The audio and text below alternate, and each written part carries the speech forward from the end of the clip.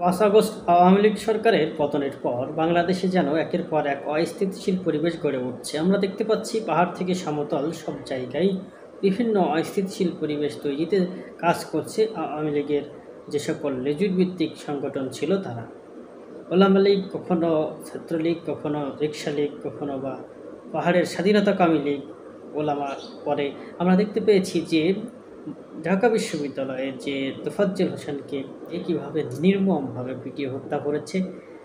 খাবার খাইয়ে তাকে যে পৈশাচিক হত্যাকাণ্ড ঘটিয়ে পৈশাচিক আনন্দে উন্মুক্ত হয়েছে, সেই তাদের মধ্যে 6 জনকে গ্রেফতার করেছে, যার মধ্যে 5 জনই ছাত্রলীগের কর্মী বলে আমরা বিভিন্ন সংবাদ মাধ্যম থেকে পাচ্ছি। ওদিকে পাহাড়ের নৈরাজ্যে ছাত্রলীগের সাবেক কর্মীরা দায়ী। ওদিকে আরও একটি ঘটনা ঘটেছে বাইতুল মোকাররমে গতকাল শুক্রবারে, আপনারা জানেন। সেখানেও গোপালগঞ্জ থেকে আওয়ামী লীগের লোকজন ভাড়া করে এনে এমন একটি ঘটনা তৈরি করা হয়েছে। মূলত আইন শৃঙ্খলা বাহিনীর যে পরিবেশ, সেটির নড়বড়ে অবস্থাকে ঢাল হিসেবে ব্যবহার করে এমনটি ঘটাচ্ছেন বিরোধী দলগুলো। তো এখনও নিশ্চয় বলা চলে যে আওয়ামী লীগ সরকার ক্ষমতা হারিয়ে তারা এমনটি ঘটাচ্ছে যে তাদের পিছু হটার আর কিছু নাই বা হারাবার কিছু নাই।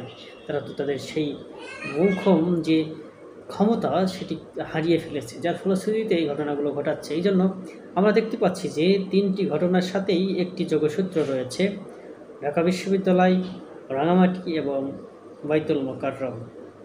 এখানে রাজনৈতিক বা নিরাপত্তা বিশ্লেষকরা ইতিমধ্যে এই বিষয়গুলো নিয়ে খুঁটিনাটি সব আলোচনা পত্র পত্রিকা বা বিভিন্ন সামাজিক যোগাযোগ মাধ্যম সহ ইউটিউব, ইনস্টাগ্রাম, এক্স এগুলোতে প্রকাশ করছে। আমরা সেই তথ্য এবং উপাত্তের বরাতে আপনাদেরকে এই বিষয়গুলো জানাচ্ছি। দেখুন, বাংলাদেশকে অস্থিতিশীল করতে চাইলে এর ফলাফল কখনো ভালো হবে না। বিদেশি শক্তি এই কাজগুলো করছে। বাংলাদেশের স্থানীয় বিভিন্ন অঙ্গ সংগঠনের সাথে যুক্ত হয়ে এই ঘটনাগুলো ঘটাচ্ছে মূলত বাংলাদেশকে অস্থিতিশীল করে তোলার জন্যই। তো আমরা এ বিষয়ে আরও ব্যাপক নজরদারি বাড়াবো, পাশাপাশি চেষ্টা থাকবে আমাদের প্রত্যেকেরই যার যার জায়গা থেকে সতর্ক থাকা এবং চোখের সামনে কোনো অন্যায় ঘটতে থাকলে বা হতে থাকলে আমরা যেন চুপ করে না থাকি, মধ্যেই যেন তার প্রতিবাদ করি।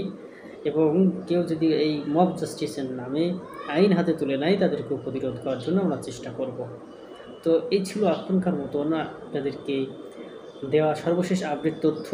পিনাকি ভট্টাচার্য তিনি বলেছেন যে ছাত্রদের হাত থেকে এই আন্দোলন বেহাত হয়ে গেছে এবং সমন্বয়ক পরিচয়ে কিছু সমন্বয়ক যে সকল কর্মকাণ্ডগুলো ঘটাচ্ছেন তা সত্যিই লজ্জাজনক।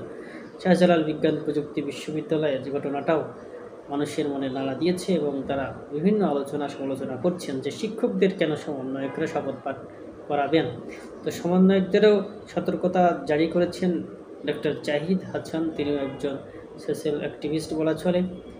আমরা জানি যে ইউটিউবে এবং সামাজিক যোগাযোগ মাধ্যমে তার পাণ্ডিত্য আমরা দেখতে পাই তার ভিডিওর মাধ্যমে। তো বিভিন্ন যারা এই যে 5 আগস্টের নতুন স্বাধীনতার পিছনে কাজ করেছিল, তারা এখনও কাজ করে যাচ্ছেন।